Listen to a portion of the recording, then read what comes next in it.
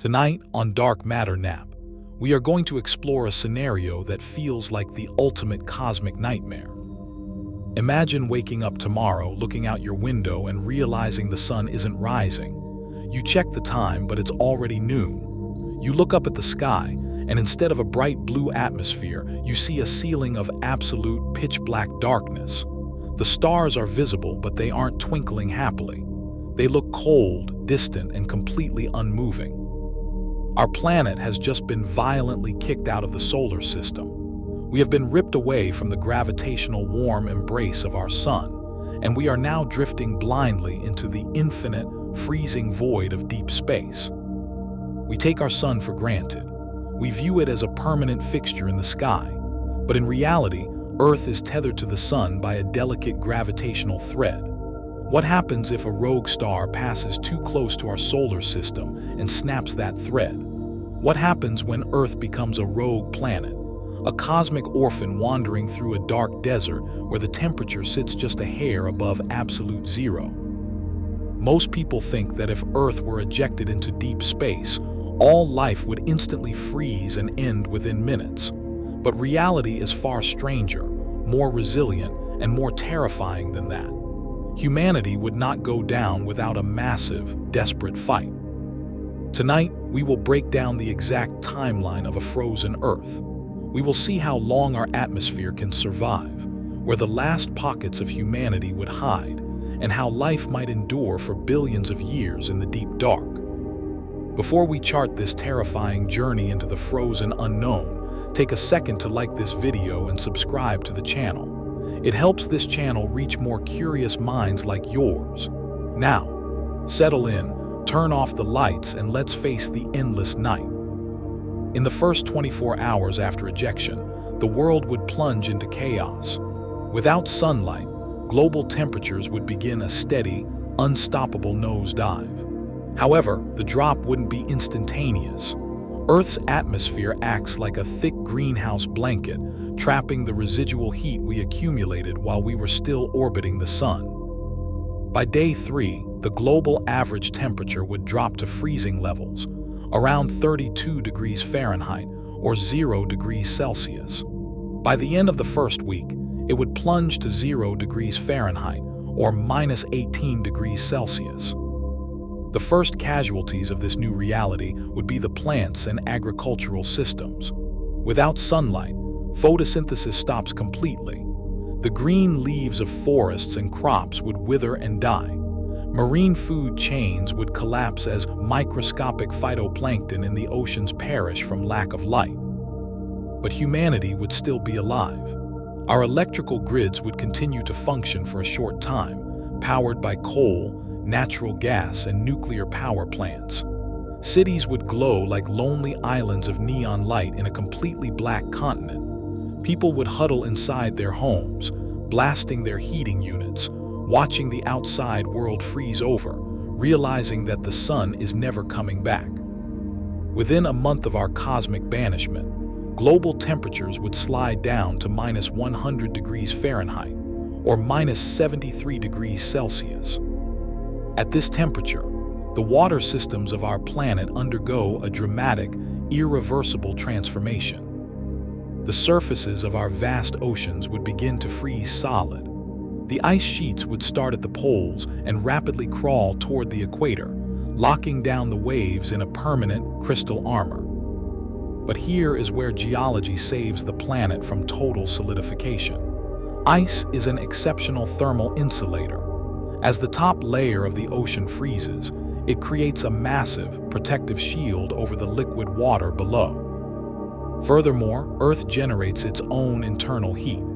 Deep beneath the crust, our planet's core is packed with decaying radioactive elements and leftover primordial heat from its birth, reaching temperatures hotter than the surface of the sun. This internal heat constantly bleeds outward, warming the bottom of the oceans. Because of this balance, the cold ice shielding from above and the planetary heat warming from below, the deep oceans would remain liquid. Underneath miles of solid ice, a dark, hidden ocean would continue to slosh around, keeping a reservoir of planetary warmth alive in a frozen world. As the months turn into years, the cold reaches a level of purity that breaks the laws of everyday chemistry. About 1 year after leaving the solar system, global surface temperatures would bottom out at roughly -400 degrees Fahrenheit, or -240 degrees Celsius. At this point, the very air we breathe would undergo a terrifying physical collapse. Our atmosphere is made up mostly of nitrogen and oxygen gas, but when temperatures drop this low, these gases hit their condensation points. First, the moisture and carbon dioxide in the air would freeze and fall as solid, dry ice snow. Then, the oxygen gas would turn into a pale blue liquid, pooling on the ground like strange, glowing puddles. Finally, the nitrogen gas would freeze solid. The sky would literally fall. The atmosphere would rain down onto the frozen surface, blanketing the planet in a 30-foot thick layer of solid, atmospheric snow. Earth would become a smooth, silent, ghostly white billiard ball drifting through the dark. There would be no wind, no weather, and no sound. The vacuum of space would sit directly above the frozen atmospheric snow.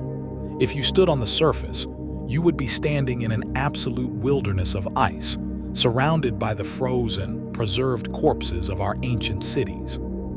So, where would humanity go to survive this frozen apocalypse? We could not survive on the surface. To stay alive, our species would have to look down, deep into the bedrock of the Earth. The last human sanctuaries would be built around two energy sources: geothermal hotspots and nuclear reactors. Surviving populations would migrate into deep underground bunker networks, constructed inside volcanic regions like Iceland or Yellowstone. By drilling miles into the crust, humans could tap into the endless supply of geothermal heat, using it to power pressurized habitats, run water purification systems, and provide electricity for indoor hydroponic farms. Other colonies would form at the bottom of the frozen oceans, sitting directly next to hydrothermal vents. These deep-sea volcanic chimneys blast superheated, mineral-rich water into the ocean depths. Humans could construct pressurized submarine cities anchored to the seafloor, harvesting the thermal energy and living off synthetic nutrients. In these deep bunkers and submarine cities, a small fraction of the human race could theoretically survive for thousands of years. Life would become highly regimented, industrial, and isolated. Children would be born who have never seen a blue sky, never felt the warmth of a sun, and never walked on an open field. Humanity would become a subterranean species, listening to the silent ticking of a frozen planet. While underground habitats provide a temporary escape, long-term survival in a subterranean quarantine faces a slow, crushing barrier: resource exhaustion and genetic stagnation. An isolated population living inside a metal bunker or a deep submarine city is at the mercy of its equipment. Every mechanical valve, every water recycler, and every artificial UV grow light has a mechanical expiration date. Without a global industrial grid to manufacture spare parts, components will slowly fail over centuries. Furthermore, biological life under closed conditions faces massive genetic risks. If the small seed banks or hydroponic crops suffer a catastrophic genetic mutation or blight, the entire food supply vanishes in weeks.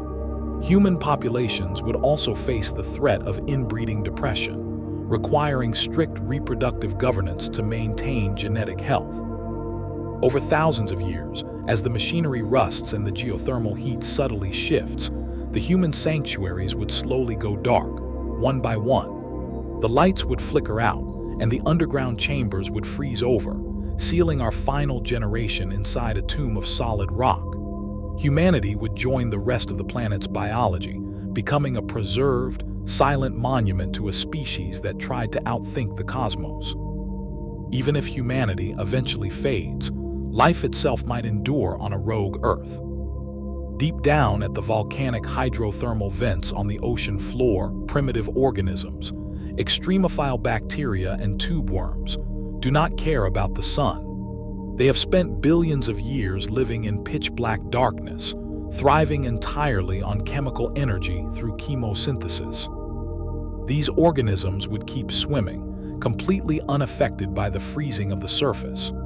Earth would travel through the interstellar void as a massive, armored spaceship, carrying a hidden cargo of primitive life inside its liquid belly. Our planet would drift through the galaxy for billions of years.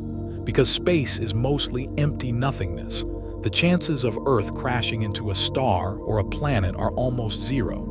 We would glide past distant solar systems like a dark, silent phantom world. Thank you for joining me tonight on this dark journey here on Dark Matter Nap. If this exploration challenged the way you look at our sun, or made you appreciate the fragile warmth of our planet, please take a moment to like this video and subscribe to the channel.